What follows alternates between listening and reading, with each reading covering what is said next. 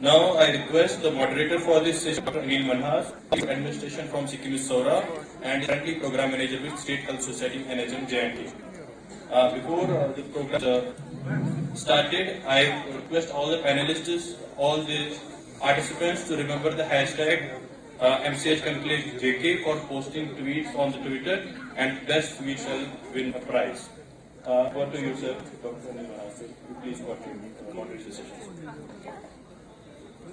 Thank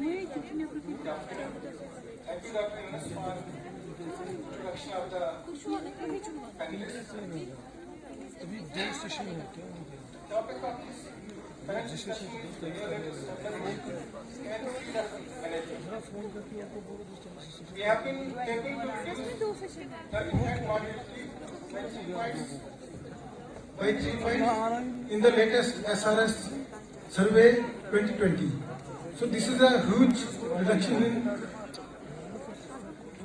infant mortality rate. 2/3 of the infant mortality rate is neonatal mortality rate.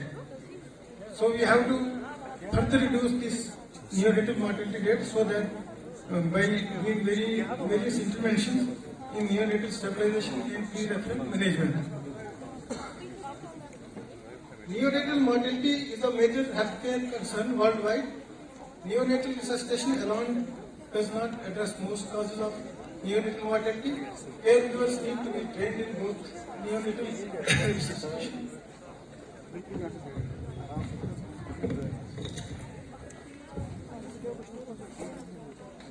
In neonatal resuscitation and stabilization. Neonatal stabilization requires caregivers to evaluate whether babies are at risk or unwell, to decide what interventions are required, and to act on those decisions. Several programs address neonatal stabilization in a variety of levels of care in both well-resourced and limited healthcare environments. Although effective neonatal resuscitation training for health providers is vital for improved survival, one should not underestimate the need for training in neonatal care and stabilization after birth to identify and manage these conditions. To continue the discussion on the topic, I would request our panelists to share their inputs on the topic. So to begin with, I request Dr. Sumita Ghosh. Ma'am, under your able leadership, Government of India has recently released NBSU training package. What is the motive behind this and how do you think that this program package will be helpful in reducing the IMR? Thank you, Dr. Innes. I'll start by saying that I'm very happy to be here, and I congratulate the NHM team of Jammu Kashmir and especially Dr. Yasin to introduce this conclave with the concept of MNH, maternal and newborn health. It is the need of the hour that we discuss and debate together for both maternal and neonatal and child health issues. After last session of strong, debates, I think there is no debate here. Here there is no debate. It is very important, especially when we are progressing towards our SDG goal, towards our NHP goal. We are progressing fast, and we have to reduce NMR.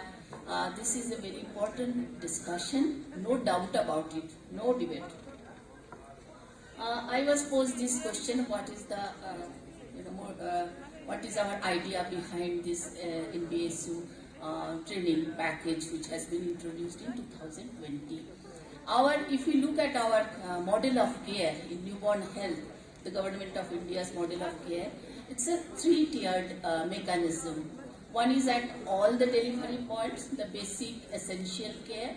Then at the CHC level, which is a level 1 care for those newborns who need some kind of care, some kind of institutional care. And then of course the level 2 care, which is the our SNCU units, sick and newborn care units, sick and small newborn care units, and then comes the tertiary units, or level 3 units, the NICU. So this is the mode of care. So इसमें कमजोर कोई कौन है, which is the weakest link in this chain? If you think about it, it is this NBSU part, which should be at the CSC level, which has been conceptualized as back as in 2011, but actually never has taken roots. It has remained neglected, underutilized, and the result, what has happened? Our SNCU, because of the, the dividends it paid, it has grown. We have 1,000 plus now, which was supposed to be at the district level. Now it has come to the sub-district level, even CHC level.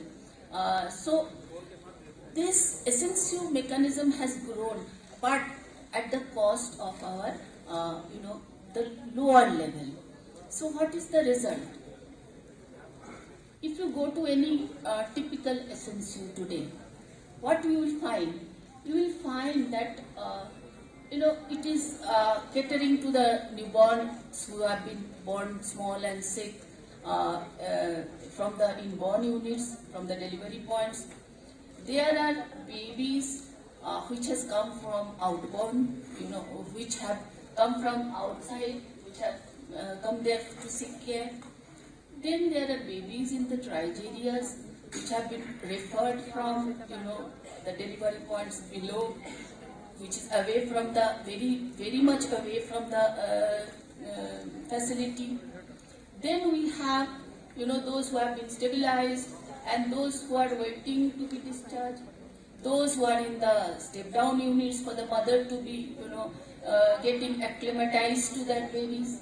So it is a huge load and it is a huge burden for the SNCU. So much so that, the numbers, the beds are always occupied. There are 2 babies, 3 babies in one cot, and resulting in, our HR is limited, our facilities are limited. So those who should really be admitted, who should really get care at the SNCU level, they are not getting the care, and some babies who could have been managed at a lower facility, they are being admitted. So this overburdening of SNCU, it is very important that we address it. We strengthen our lower facilities, which are at the CHC level, which are supposed to be these newborn stabilization units. These newborn stabilization units can do a lot of works. They can look after the babies who are being born in that facilities, that CHC. They can look at babies who are not so small, who are, can be well managed at a lower facility than SNCU, more than 1800 grams, they can be managed. Those who are not so preterm, 34 weeks plus, they can be well managed at a facility which is lesser than an SNCU. Then there is, babies who need kangaroo mother care, they can be managed. Babies with, bilirubinemia are not so high, they can be managed. So many babies can be managed there, and without referring to the SNCUs. But more than that, when a sick baby is born, small baby, preterm baby, low birth weight baby, and it might need a special care at the SNCU. But what happens? We refer them immediately, and most of the casualties, they happen during that referral phase, when even especially for remote areas, where the terrain is difficult, where it takes time. Same as in cesarean section, which was being discussed, and especially here the person concerned is a small baby, hardly any life, just been born, not yet stabilized, not yet started breathing properly, not yet, the life has not taken roots in them. So, referring these babies to some higher units, which usually happens, that results in a lot of mortality. So, there is a need that these peripheral units, they are strengthened, they are empowered to handle babies who can be cared there, as well as those babies who need a referral but stabilization there, getting their,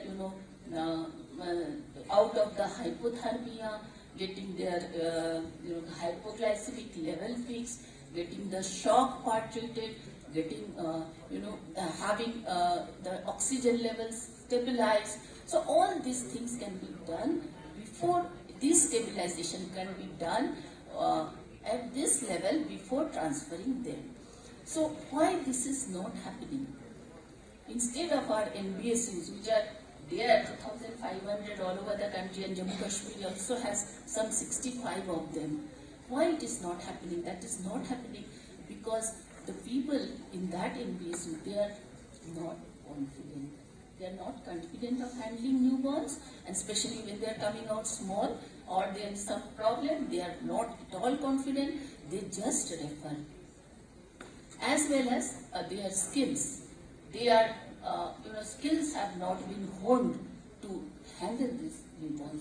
So for this basic purpose, so that these babies can be taken care of, at least the initial stabilization can happen before a proper referral happens, and establishing this, strengthening this link between these facilities and the higher facilities at the SNCU, closer at home, nearer to the point of delivery, nearer to their home. So all this has,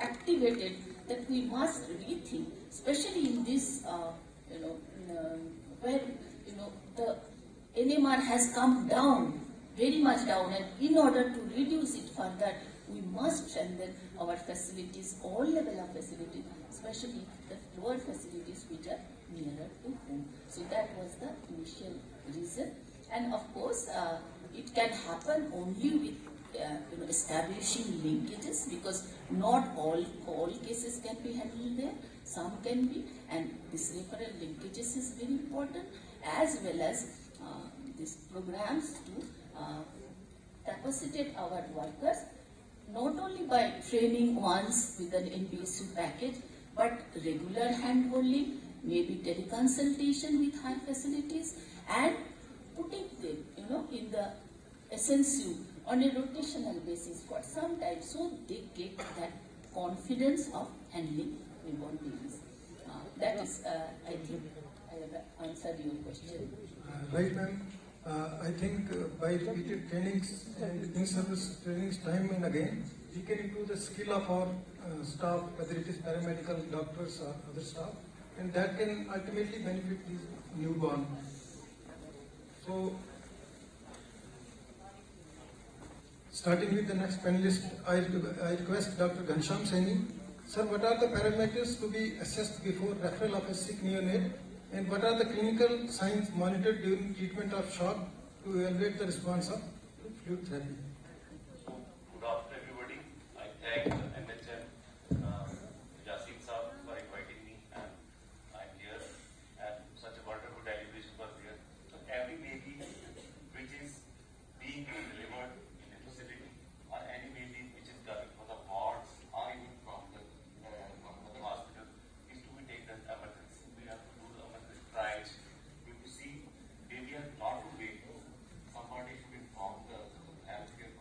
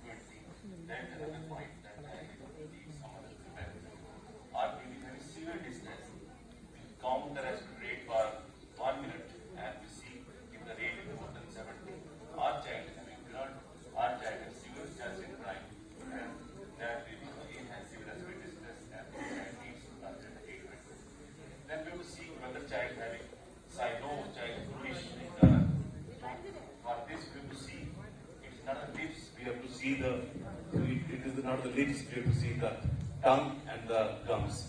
And if in doubt, we should compare the baby's tongue with the mother's, and we have to see whether the child is really cynosed or not. Because this is also one of the emergency signs there.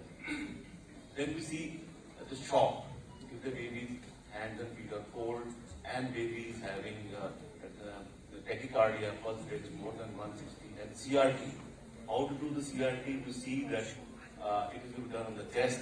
We make a gentle pressure on with the finger on the chest for 3 to 5 seconds, and then we see whether the punches back in less than 3 seconds or it is more than 3 seconds. If it is more than 3 seconds and the tachycardia is there and hands or feet are cold, then this child is shocked and this child needs emergency management. Then whether the child is having convulsions, then twitching the body, or the child is jittery, or the child is in coma, or child is comatose, that again is a danger sign. If all these things are there, we have to act immediately. That is, if child is having hypothermia, we have to, first and foremost, we have to give the child a radiant hormone, and we in the good daylight, and we go on for the investigations. In this child, if this radiant bomb is not available, then we have to go for a skin to skin contact, and of course, and this temperature can raise to 26 degrees Celsius. And then we again, because hypothermia is one of the killers, it increases the morbidity as well as the mortality. And if you take care of the temperature, of course, the prognosis will improve. So these are the things where we have to act immediately, and we have to intervene. We have to stabilize these babies in the NBSU. And once these babies are stabilized, then we have to refer these babies to SNCU. If we have already stabilized these babies, of course the mortality, our outcomes will be better. Then we have to go for the priority signs. These are the babies where babies are the tiny babies. Babies are less than 1800 grams. And if the temperature is between 36.4 to 35.5, respiratory distance is there, but it is more than 60 but less than 70, no grunt is there, no pain crying is there, child is not comatose but child irritable, again then we have to, this is the priority sign. Refusal to feed, abdominal distension and severe jaundice, bleeding, and of course major malformations are there. These babies and large babies more than 3.8. These are the babies where we have to do the assessment and do the rapid actions. And there is third group, which are non-urgent. Here we can just assess the babies and we can counsel the case. So we categorize the babies into 3 groups, whether it is emergency, whether it is a priority group and non-urgent. So similarly, we stabilize these babies in emergency and then we refer. If we refer after stabilizing, of course the results are good. So this is how we prioritize the babies who are admitted, and we don't make the babies wait in the areas. As soon as the baby comes, we ask the staff to call the doctors, paramedics, so that the baby is assessed immediately. Thank you. Thank you, Dr. Kancham. Actually, what the priority signs and abdominal distension are the parameters of stabilization described just now. Hopefully, our resident staff and all the doctors might be aware of it. But in spite of these measures, following these protocols, we are still having high mortality in the neonatal age. So, further training and in-service trainings, time and again repeated, are needed. Now in the panel, we have Dr. Geetya Agrawal, who is Technical Officer, WHO Country Office. Ma'am, how do we make the neonatal stabilization pre-referral management more efficient and effective and improve outcomes for the sick and small newborn?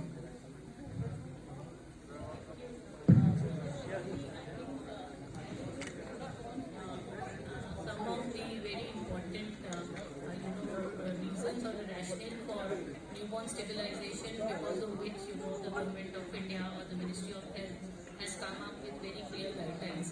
So I would like to say that we have to look at newborn stabilization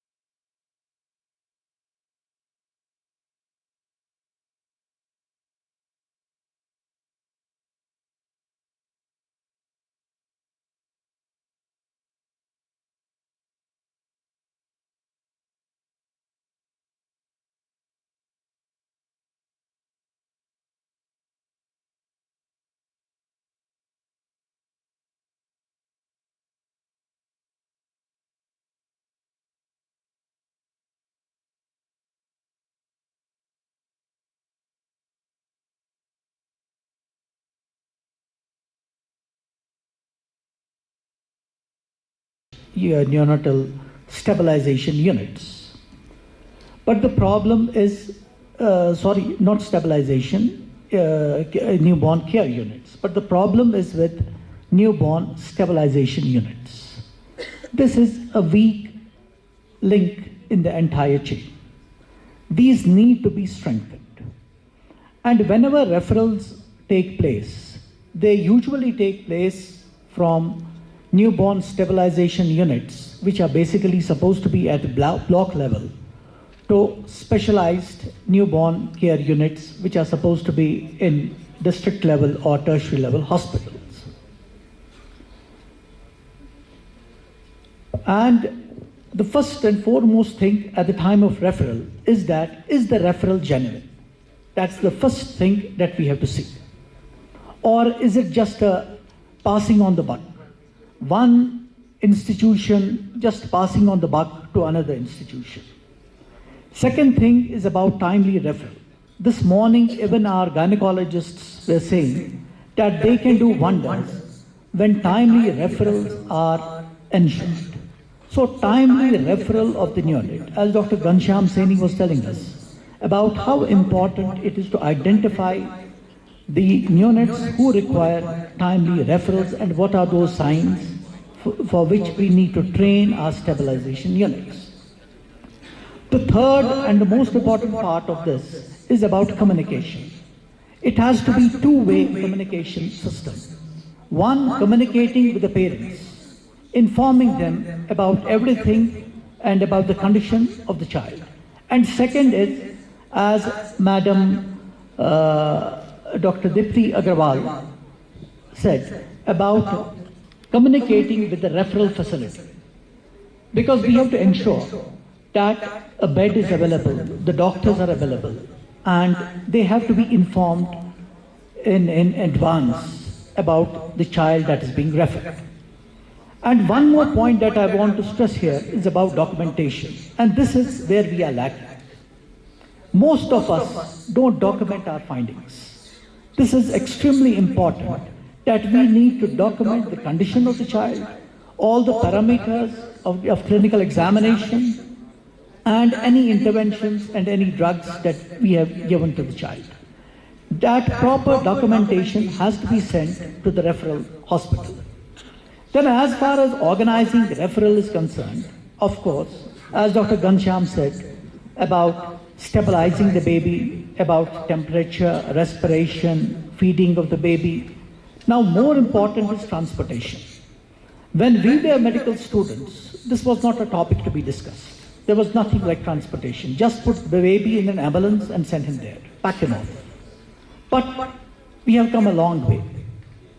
Today, when we are discussing transportation, today when we are discussing stabilization, today when we are discussing systems of referral, it tells us that we have come a long way, that we have really improved. And as far as transportation is concerned, first and foremost thing that should be ensured is that we should encourage the mother, if possible, to accompany the baby. Because skin-to-skin contact is extremely important. And if that is not possible, and in many situations it would not be possible, we have to send the neonate in an improvised container, or better still, in a transport incubator. Then monitoring during transportation is again a very, very important issue, for which, depending upon the condition of the neonate, we should either send a doctor or a nurse or a healthcare worker along with the neonate to the higher facility. And during this time, his temperature, respiration, feed, IV fluids, oxygenation, everything should be taken into account. I think that is how the system of transportation and referral should be done. And I think we are doing it, and we are in the process of improving ourselves. Thank you, Dr. Thank you, Dr. Irfan Rabbani. You highlighted the importance of documentation while we are referring the neonate to the higher center. That is very important, because what treatment the baby has received at the previous center, that is very important for making further management and receiving the patient in the next higher center. Thank you very much. I request you all to please tweet and retweet on MCH J&K Conclave hashtag, so that you will get a very wonderful present at the last. Thank you. Now I go to Dr. Riaz Malik. He is the HOD Pediatrics, Skims Medical College, Bamina. Sir, the various features of neonatal stabilization and pre-referral have been deliberated, but I would like to hear from you what are the initial steps of neonatal stabilization and what are the parameters. On some parameters, Dr. Ghansham has deliberated. What are other parameters to be monitored after initial stabilization? Dr. Riaz Malik, sir. Thank you, Dr. Anil. I thank Dr. Yasin Saab to give us an opportunity to talk on this very important topic among pediatricians, that is pre-referral stabilization and transport. Because although we have moved forward to develop SNCUs, neonatal stabilization units and NICUs all over the country, but what is lacking at this point of time is that there are so many healthcare facilities where the birth of babies is happening, but all of them are not well equipped or well versed with taking care of the baby in that first time period. So it's important that 10% of the babies, once they are born, they will require some degree of assistance, although only 2% may require transportation to another higher facility. So that's a grave reality that out of them 2% will have to be shifted to some higher specialized care units. But what's lacking is that possibly here in our country, throughout the country, every healthcare system, it's not possible to keep a pediatrician, to keep a specialist at every nook and corner. So, but what can be done is an approach which was developed in Europe or Canada or UK by Christine Carlin. So that was an approach within this mnemonic of stable. So what they were doing is that they trained healthcare professionals, the nurses, midwives, ANMs, DIAs, and paramedics in the basic stabilization of the newborns. And they conduct regular trainings of the staff throughout the year, and they have some targets to achieve in a district or in an area, so that they remain sure that the deliveries are being conducted by those persons who have some degree of knowledge of delivering a newborn baby. And the mnemonic which is being followed is stable. That is called a stable program. So stable is a mnemonic which stands for that before we refer this baby to a higher facility, the important is that we should take care of his sugars. If we are taking care of the asphyxia by ventilating this baby and shifting on an ambu, but we forget to control the blood sugar, so he will have a global neurological damage, which can be devastating for the baby, although we take care of his ventilatory part. So it is important and imperative for us that we take care of his sugar there and then on. Second is, as sir told already, that temperature has to be maintained, because cold citrus can again lead to increased morbidity and mortality in them. Third important is airway as we go through the various phases of the resuscitation. So babies who are active, they don't need any intervention. Who are just gasping, they need some positive pressure ventilations, and if they are not responding at all, may require alternate airways. That is endotracheal intubation may be needed in them. And fourth important thing is blood pressure. So we have to maintain their perfusion. We can look for CRT and see if they are hypovolemic. We can give a push of normal saline there only. So we can teach these paramedics and nurses and use this at the time of delivery point only. And fourth is that all healthcare facilities, even at the peripheral levels, are equipped with labs. So we can take basic labs like ABG if we are able to take. We can take a septic screen, see whether the baby is septic or not, and have a shot of injectable antibiotics then and there only. And fourth, last of all is emotional support. We talk to the family, we talk to the caregivers, and if we need a referral, before that referral, we make them understand that what is the issue, what are the problems, why we are referring this baby to a particular place. Second important thing, which is very close to my heart as a pediatrician, is that I am yet to see a system in our place, in our country, where a sick newborn is transported in a better way. Because neonatal transport is not transporting a sick adult. It is totally a different thing. Because newborns are sensitive to noise, to vibration, to accelerations, decelerations during the travel, and they should be in a quiet environment. And I'm yet to see an ambulance throughout our state which is fitted with an incubator, where we can take care of the temperature of the baby. What we see mostly in our tertiary care centers is a baby is being delivered by a driver from a peripheral care and without oxygen, without any line, and he has all the problems, and we have to take care of him. So at least a proper system, at least this transport has to be addressed very nicely. I hope that this is the right forum, and neonatal transport has to be very robust. So there has to be no lacunae in transporting a newborn from a peripheral care center to a higher center. Thank you very much. Thank you, Dr. Yaz.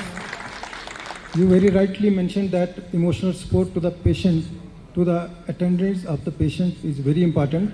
And you mentioned regarding transport incubators. Let me tell you, sir, I was block medical officer at Bhadrawa, SDS Bhadrawa, and I had built SNCU there. And in 2015, I have established SNCU with the transport incubator there at that time. So transport incubator is indeed very important, and hopefully we are in the ICUs, we are providing transport incubators now. Now next panelist is Dr. Kanwarjeet Singh. He is the medical superintendent of SMHS Hospital Srinagar presently, and he was medical superintendent of GB Pant Hospital for quite long time, for 4 years. Sir, please share your experience in GB Pant Hospital during your tenure as MS. GB Pant, how neonatal stabilization was done there or is done there today also? Good afternoon, everyone. Good afternoon to the panelists, and my especially good afternoon to Dr. Yasin Chaudhary, because I tell this NHM that people have done a tremendous job. For 4 years, I have been in GB Pant. I tell Madam, Dr. Sumita Ghosh, the most vulnerable hospital, I was given the charge for 4 years. And I remained there for 4 years. But it is because of NHM. Otherwise, I would have not been there. You would have found the other medical students over there. Because this is totally sponsored hospital by the NHM. They pump in a lot of money. And lot of money has pumped in, and more missionary equipment is there. The trained manpower is there. Everything is there. What you want to see in GB Pant with respect to medicines and with respect to equipment, it's because of NHM. I don't know how much money they have to pump more once it comes a 500-bedded hospital now. Because this 200 has come to a 500-bedded hospital. Madam, I tell you, because you are representative of the government of India, I said everything, whatever is there, DEIC, ESTAT, we have triage, we have opened it for stabilization of the babies. And the referral part, we don't care now, because the referral could come from Punch also. It's in Jammu district. But GB Pant was taking care of that. And I tell you that doctors 24/7 with sisters and all that, they had every facility and all the babies. So that is why the mortality of infant mortality has come down drastically. You could have guessed from these figures also. So you must, if Madam has time, please go and visit our GB Pant and you can find it out what I have made in last 4 because of NHM. I tell you, if I would have depended on my government, I would have got so much of money. You must go and I saw you, and if you see the D